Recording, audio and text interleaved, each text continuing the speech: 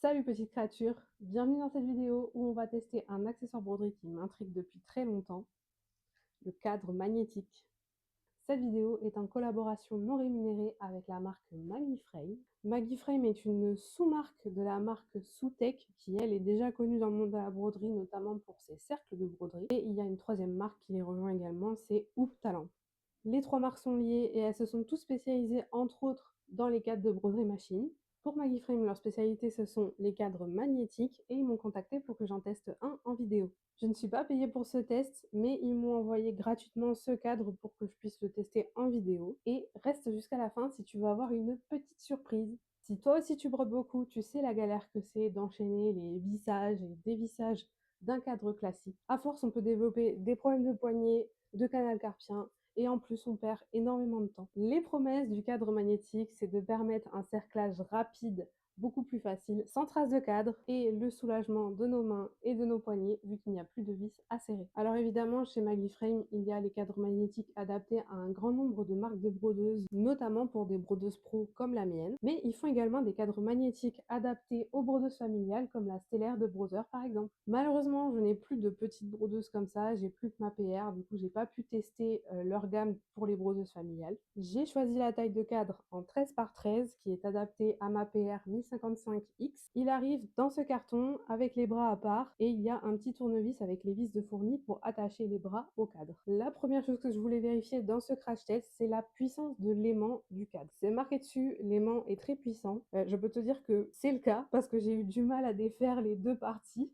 Bon, après, j'ai pas énormément de force. Mais quand même, il est puissant, je le constate. Je te conseille de mettre une pièce de feutrine ou d'un tissu un peu épais entre les deux parties du cadre quand tu ne l'utilises pas. Comme ça, c'est beaucoup plus simple pour le séparer.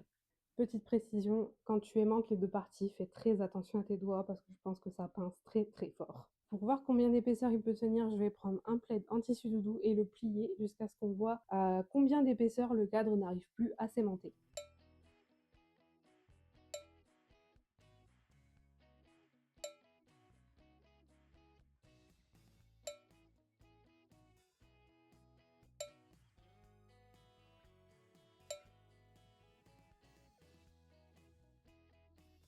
Et bah, on peut dire qu'il a tenu le choc. Il a fallu 6 épaisseurs de plaid pour qu'il lâche complètement en secouant.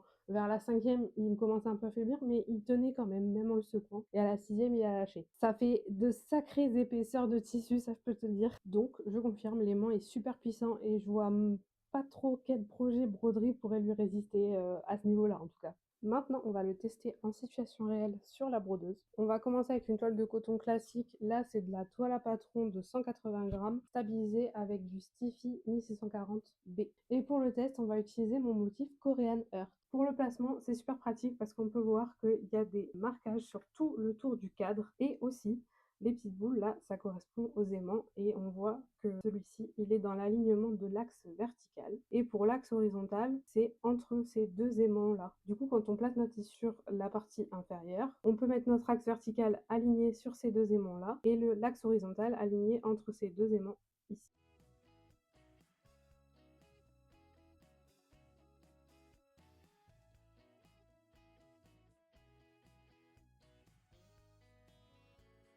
Là, on peut voir que le tissu est bien tenu dans le cadre. Ça fait un super bruit de tambour, c'est bien tendu. Donc là, ça c'est une question que je me posais par rapport à l'écartement des bras de la brodeuse, à quelle taille ça correspondait.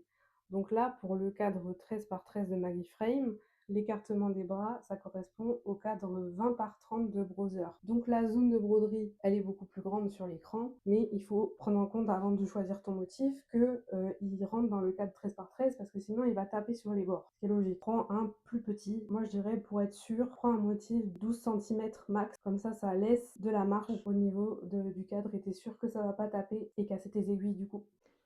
Là, on peut voir le cadre est bien maintenu au niveau des fixations. On va pouvoir lancer la broderie.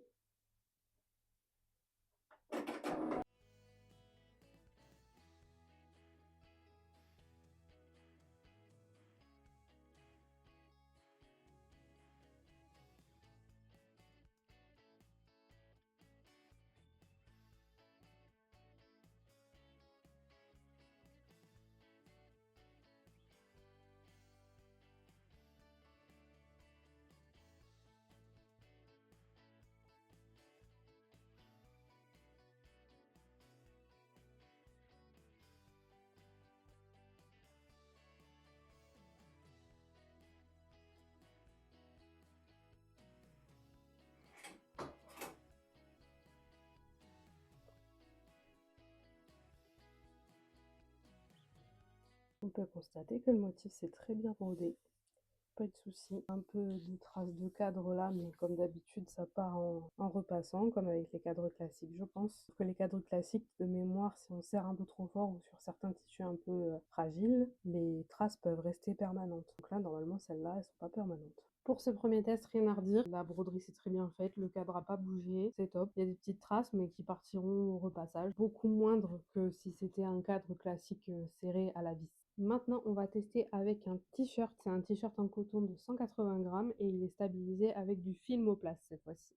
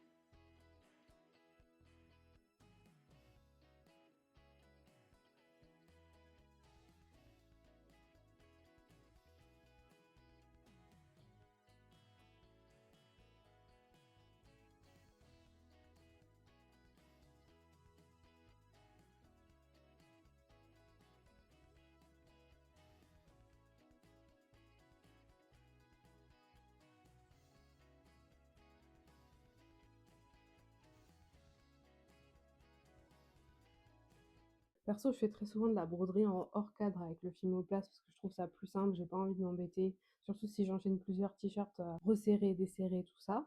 Mais du coup, avec ce cadre magnétique, le cerclage est devenu beaucoup plus simple et beaucoup plus rapide. Je pense que pour les t-shirts et certains articles qui sont déjà cousus, notamment des bonnets, ce sera encore plus simple le placement avec leur station. Il y a une station où tu enfiles le t-shirt dessus et une autre mini station pour les manches, les bonnets, ce genre de choses. Du coup, ça m'arrange parce que sur certaines tailles de t-shirts, notamment le S et le M, si j'utilise un cadre trop grand, je peux pas faire de hors cadre parce que sinon ça va m'étirer la matière, ce qu'il ne faut absolument pas faire quand tu brodes une matière extensible. Donc, il me reste plus qu'à mettre de côté pour investir dans d'autres tailles de cadres et dans les stations. On va faire un dernier petit test pour la route et cette fois-ci, ce sera avec un bonnet. Quand je brode des bonnets, je suis obligée de les cercler. Je peux pas les faire en hors cadre. Et en général, c'est quand je fais des tournées de bonnets que mes poignets, à la fin, ils en peuvent plus.